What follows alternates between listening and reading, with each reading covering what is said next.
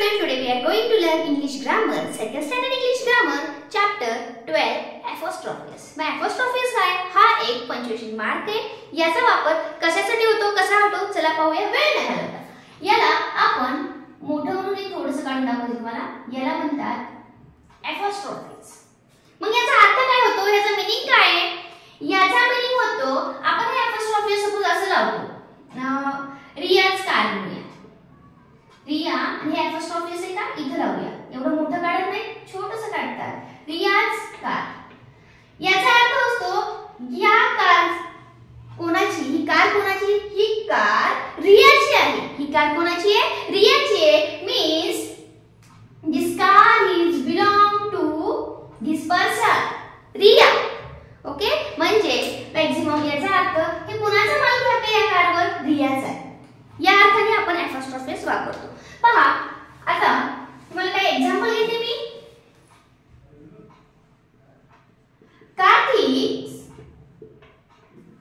Kartik shoes. तुम्हाला फक्त हे apostrophes देणार नाही, तुम्हाला लावायचे apostrophes. तर इथे असं apostrophes लावलं तर याचा अर्थ होतो हे शूज कार्तिकचे आहेत.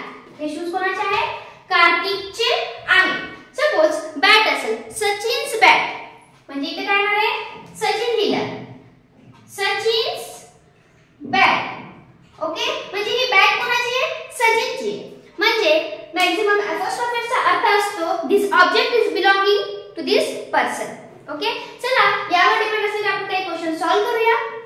वेळ न घालवता पाहूया त्याचा अर्थ काय होतो आणि आपण त्याला आन्सर कसं द्यायचं. Now see what is the question is here. Write the all the sentence. Rewrite the all sentence by using the apostrophes. Okay. See here is what first sentence. The car belongs to Aunt Jenda. या आंटीची काय आहे? ही car. म्हणजे कारची मालक कोण आहे? ही aunty. Okay. मग आपल्याला कसं करावं लागणार आहे? मी सांगितलं apostrophes चा मीनिंग काय असतो? Belong to. म्हणजे हे याच्या मालकीचे आहे हे असे दर्शवण्यासाठी आपण apostrophes वापरतो किंवा हे याचं आहे.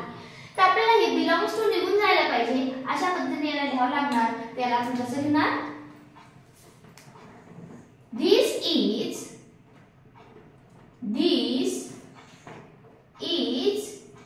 कोणाचे आहे? त्या आंटीचं नाव लिहूया. Aunt Glenda's. आता इथे apostrophes आणि s. Aunt Glenda's car. Aunt Glenda's car. See here. The CD belongs to Devon. The CD belongs to Devon. मग इथे पण तेच करावं लागणार आहे. This काय येणार आपण? This is Devon's CD असं पण येते. काय येणार आहे? This is कोणाची CD आहे? Devonची आहे. Devon's. इथे apostrophes. Yes. This is Devon's CD. Okay, म्हणजे काय होतं इथे पहा? बिलॉंग टू जे दिलेलं आहे हे सगळं निघून जातं आणि या दोन्हीचा अर्थ तेच होतो. ओके, थर्ड क्वेश्चन पहा.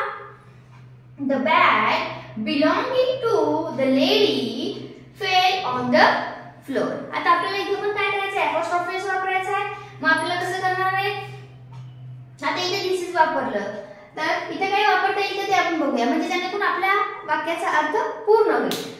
The bag belongs to the lady. The bag इथे काय ना the bag कोणाची सांगायची आपल्याला? हा लेडीची सांगायची आहे. तर त्यावेळेस आपण म्हणणार the this is. इथे पण this दिलं तरी चालेल आपल्याला. This is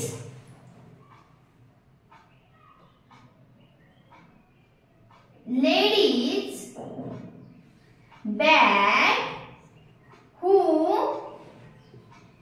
fell on the floor. He bag कोणाची आहे? जिथे फ्लोअर वर पडली आहे लेडीज तिची ही बॅग आहे. म्हणजे बघा this is ladies bag. This is ladies bag. ही बॅग त्या लेडीची आहे who fell on the floor. असं आपण त्याला वाक्य थोडंसं एखादा वर्ड टाकून तयार करू शकता. The coat Jenna is wearing is wet for the rain. पहा आता कोणाचा कोट आहे तो? The coat Jenna is wearing. Jenna is wearing is wet for the rain. आता या ठिकाणी आपण म्हणायचं लिहायचं द कोट इज जेना's. काय लिहिणार मी? जेना's. हू काय करतीये? जेना वेअरिंग टू असेल is who wet from the rain. Okay या पद्धतीने the glasses belonging to the grandfather are on the table. आता ही ग्लासेस जे काय आहेत हे सगळे कुणाचे? ग्रँडफादरचे आहेत आणि ते कुठे आहेत? Are on the table. आपल्याला हे बिलॉंग काढून टाकायचं. मग इथे येणार आहे the grandfather's glasses. The grandfather's त्याला एपोस्ट्रोफी द्या. यस लावा. ग्रँडफादर्स ग्लासेस काय त्यांचे? Glasses are on the table. या पद्धतीने तुम्ही दिलेलं जे सेंटेन्स आहे त्याला एपोस्ट्रोफिस मध्ये लिहू शकता विदाउट मीनिंग चेंज. ओके या ठिकाणी तुम्हाला हे समजलंच असेल. वाटल्यास स्क्रीनशॉट घेऊन घ्या. म्हणजे त्याचा तुम्हाला उपयोग जेव्हा तुम्ही याचा अभ्यास कराल किंवा त्याचे आन्सर क्वेश्चन लिहाल त्यावेळेस तुम्हाला होऊन जाईल. ओके चला लाईक करायचं असेल लाईक करून घ्या आणि व्हिडिओला शेअर आणि सबस्क्राईब करायला मात्र विसरू नका. Okay thank you.